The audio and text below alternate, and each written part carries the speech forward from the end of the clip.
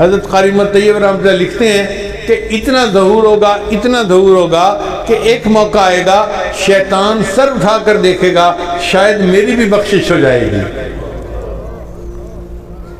शैतान को भी उम्मीद लगने लगेगी कि शायद मेरी भी बख्शिश हो जाए, इतना अल्लाह की रहमत का ज़हूर होगा। मुफस्सिरीन ने लिखा है कि अल्लाह ताला बंदों का हिसाब तो लेंगे जो उनके हक हैं।